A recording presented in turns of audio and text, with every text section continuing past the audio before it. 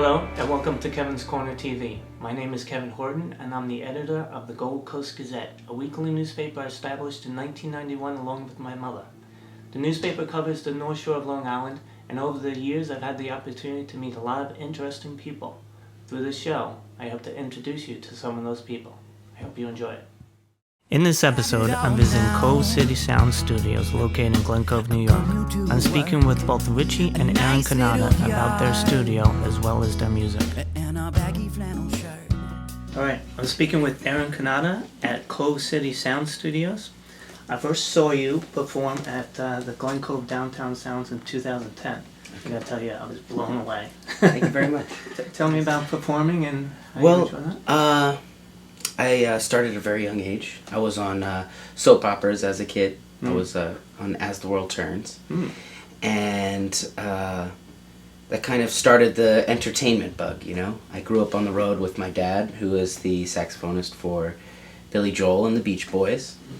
And it was an incredible experience. I got to see the most magnificent performers perform.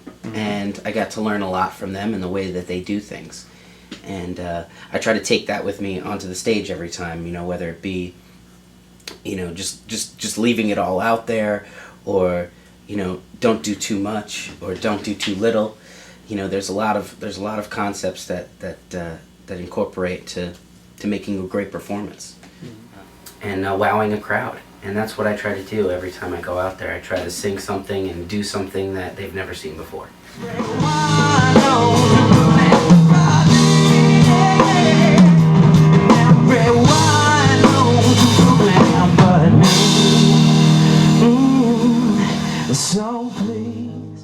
Excellent. Now you just came out with a new CD.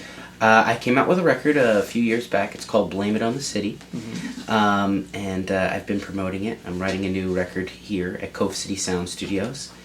The CD has been doing great and has been a very magnificent way for me to let out all of my songwriting bugs, you know, and show people what I can do.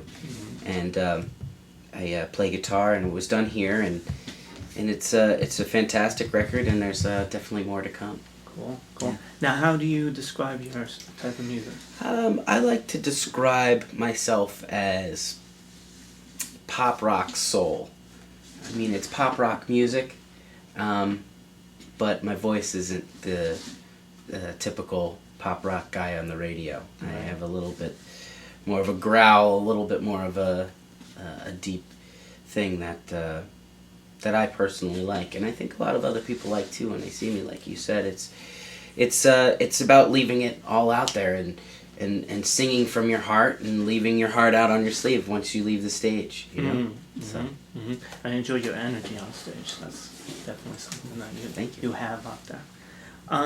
So here we are at the studio. Tell me a little bit about the studio. We're here at Cove City Sound Studios, or as I like to call it, www.covecitysoundstudios.com. There you go. And it has been here for my whole entire life. This week, 26 years. This week I turned 26 years old. Oh, happy birthday. So, it was... it's been here for forever, and through osmosis I got to learn a lot of things about music, whether it be a fantastic drummer that was here, or a guitarist, or a singer, or a producer, or just a songwriter. I got to see all of that and pick what I loved out of the process. And I now do that in the songs that I write and the songs that I produce for other people. And we've been rocking here. Life has been very, very good. We just did J-Lo on the Floor, that song. We did, and 3 others of our songs that are on the record. We did, which just went platinum a couple months ago. We did Dream Theater's last record here, recorded it, and they wrote it here. And they wrote it here because they love the vibe.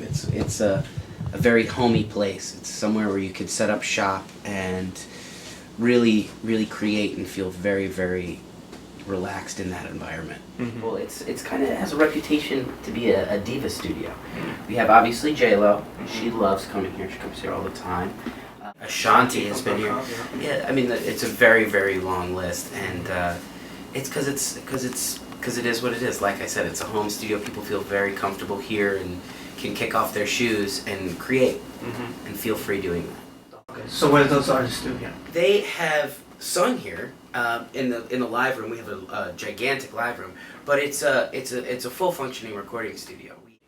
We have an SSLG Plus here in Studio A. We have one also in Studio B, and we have Pro Tools HD, the cutting edge of technology, the biggest and best.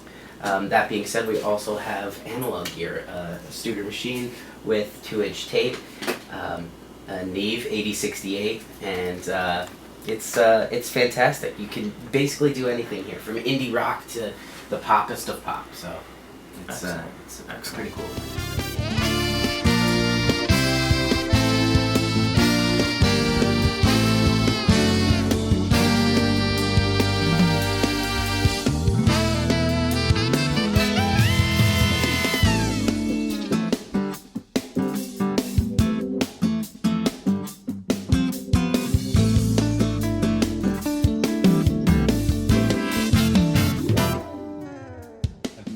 Alright, now I'm speaking with Richie Cannata. He's also the co-owner of Cove City Studios here in Glen Cove.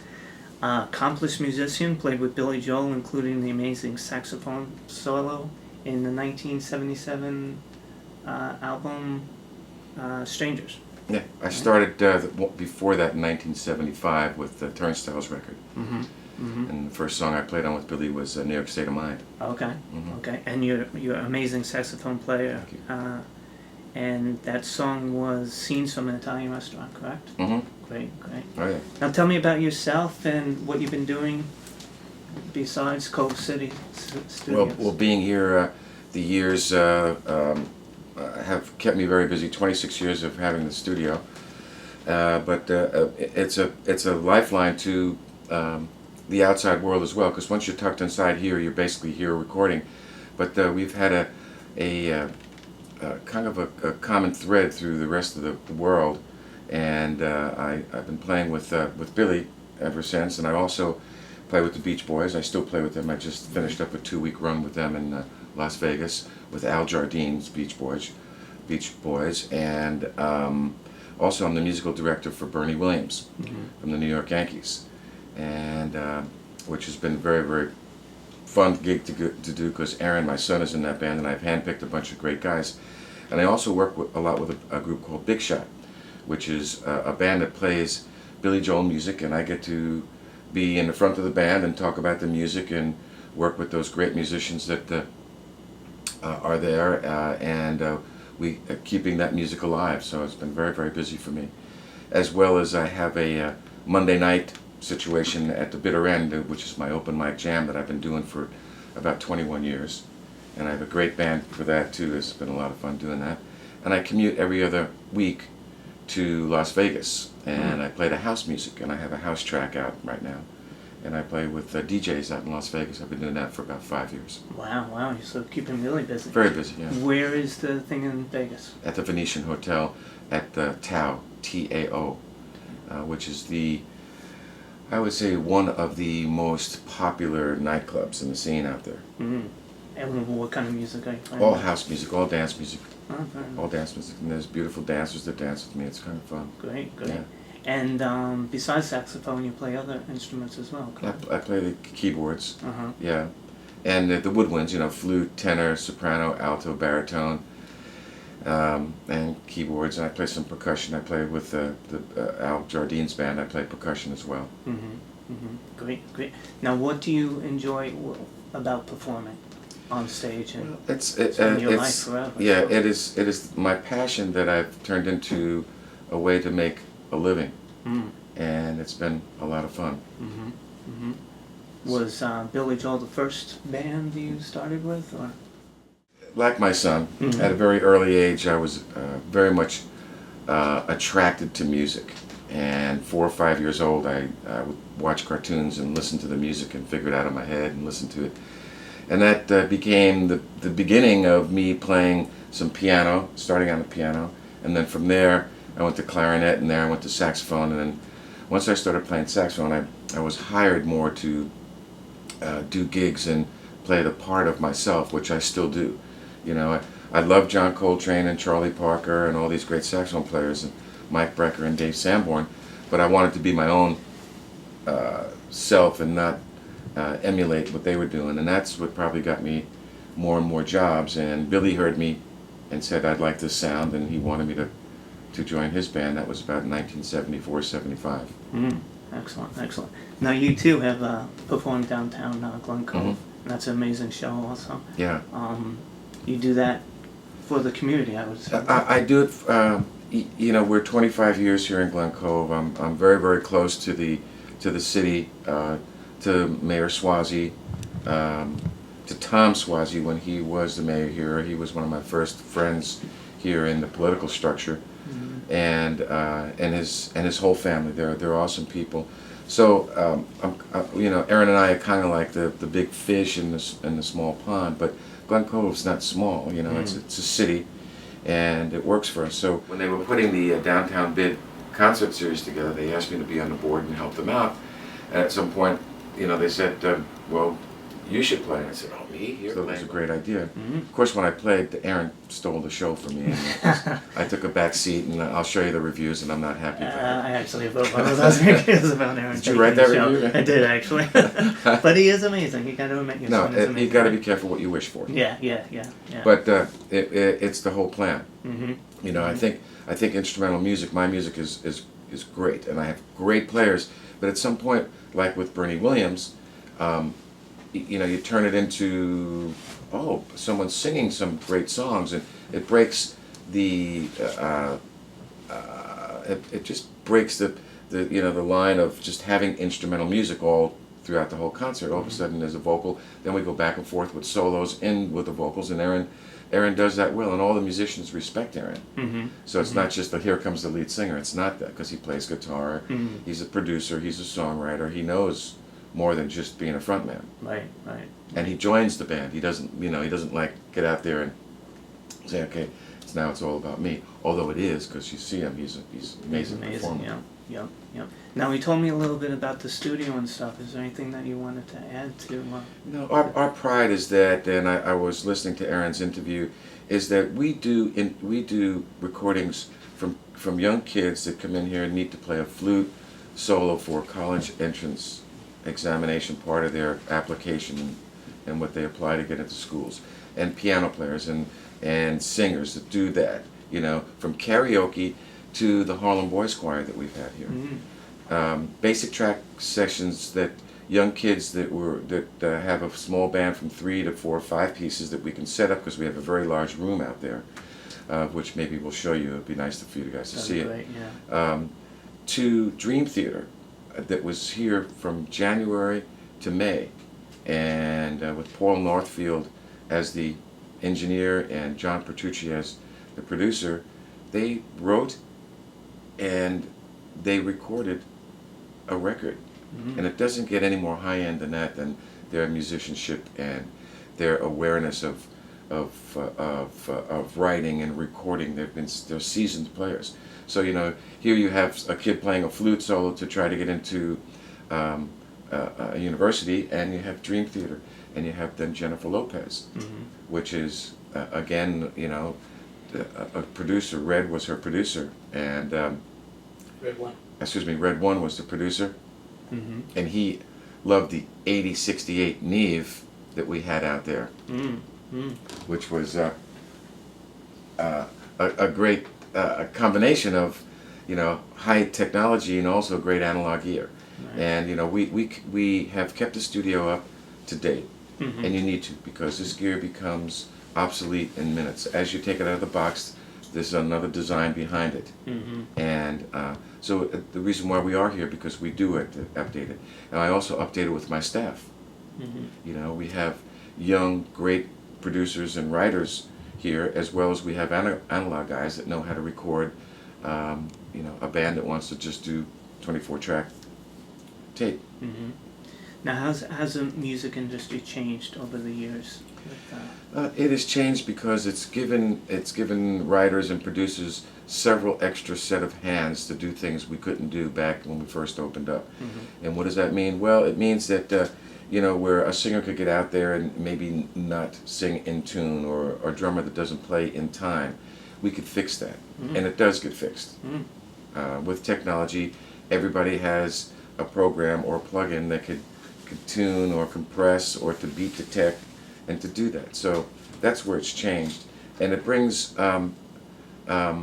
different clients into the studio.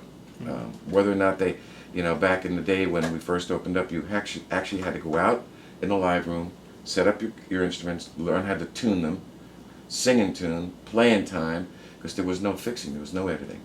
So it was a very select group of people that were making music. Now, technicians make music, DJs make music, and it's a form of entertainment, you know. Hip-hop, rap, it's a form of entertainment. You know, I wouldn't put any one of these people on acoustic piano and ask them to play a concert. They're not that type of entertainers, but they can work their way through a session, making what what their genre is into a form of listening that you'll hear either in clubs or on the radio. Now, how about as far as sales go with CDs not being used as much anymore, and now computers? And well, the music is what we do here, and the CDs that we make and the downloads that come out here are calling cards. You know, it's now, okay, now you're going to either have to, then that gets the men get separated from the boys, so to speak, where now you have to perform this. Okay, you've had the help of technology. Now you're going to have to go out on the road or go to a track date and do it, which you still can be helped on the road as well with it. But it's not so much a sale of a record, an acetate, or a cassette, or a CD. It's more of a download, and it's electronically controlled. There are no really venues as there were back in the day to sit and put a record on, or a CD or a cassette on in front of speakers. Everything gets quickly moved through the internet to their phones and through earbuds. So you're hoping for a sale of that. There are people still buy CDs. You know, people still buy them because they can then touch and see what the art design is and read, at their leisure, not with where you could downloading it onto your phones. Right.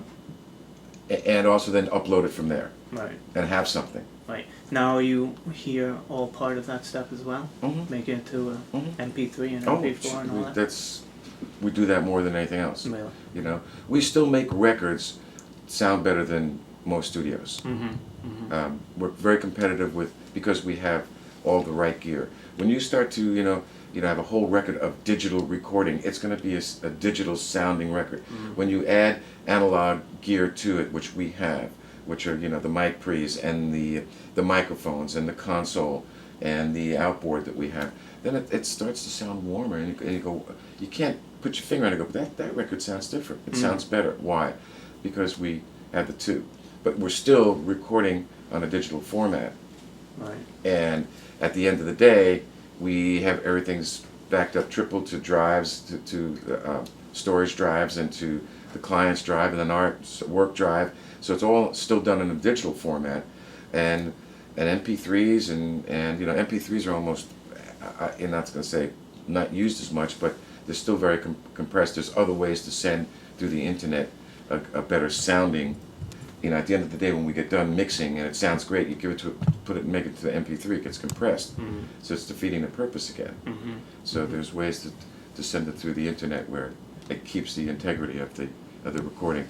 Right. Excellent. And we are definitely geared to do that. We wouldn't be here today. Right. If I was just saying, Eren and I was saying, oh, we still do stuff we did 26 years ago, we'd it'd be a dinosaur. Yeah, But you guys are always keeping up. Young kids are coming back and they're listening to their parents' records and going, how do you get that sound?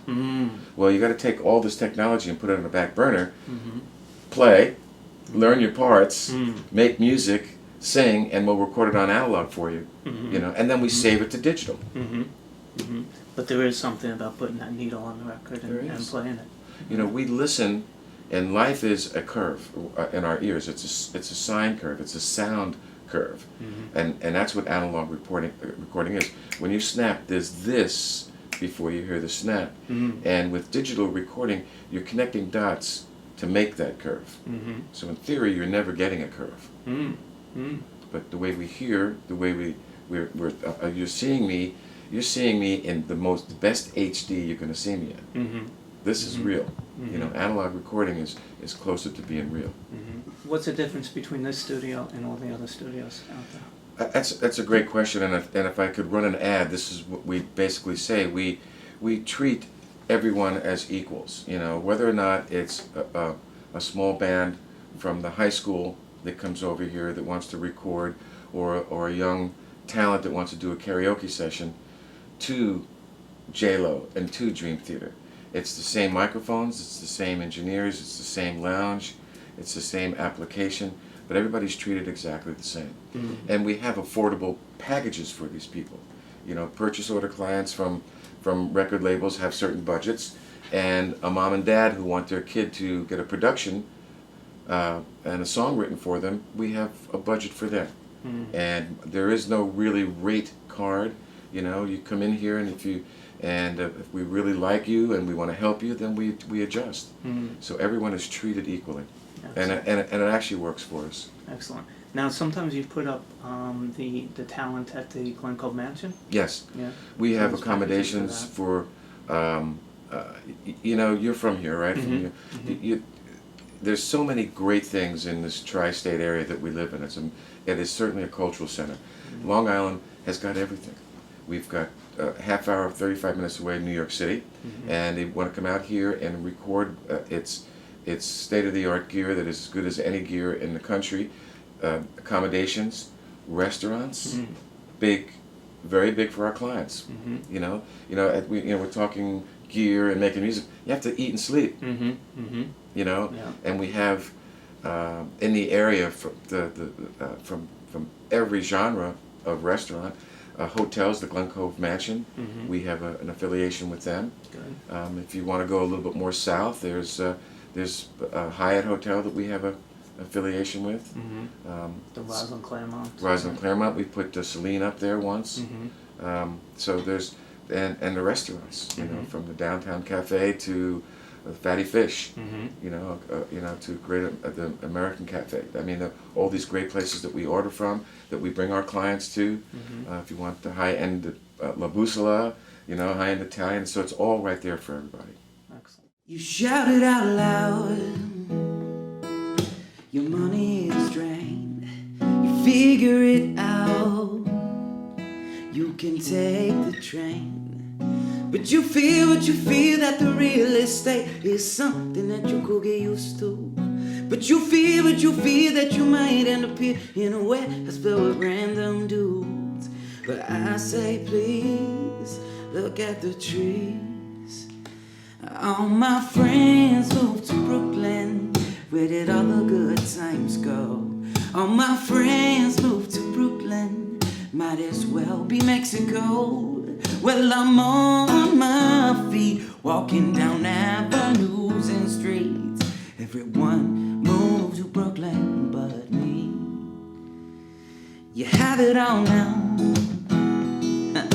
I come you to work, a nice little yard, and a baggy flannel shirt. And you feel that the real estate is something that you could get used to. But you feel what you feel, that you might end up here in a warehouse filled with random dudes. But I said please, for your suburban needs, yeah. All my friends moved to Brooklyn. Where did all the good times go? All my friends moved to Brooklyn. Might as well be Mexico. Well, I'm on my feet, walking down avenues and streets. Everyone moved to Brooklyn but me. Yeah, you figure it out, you figure it out, you figure it out. It's not too far for a subway ride. Oh, but you're wearing out, wearing out, wearing out. I don't care, but you better visit me. All my friends moved to Brooklyn. Where did all the good times go? All my friends moved to Brooklyn, might as well be Mexico. Well, I'm on my feet, walking down avenues and streets. Everyone moved to Brooklyn but me. All my friends moved to Brooklyn but me, yeah. All my friends moved to Brooklyn, where did all the good times go? All my friends moved to Brooklyn, might as well be Mexico. Well, I'm on my feet, walking down avenues and streets. Everyone moved to Brooklyn but me, yeah. Everyone moved to Brooklyn but me. Everyone moved to Brooklyn but me. So please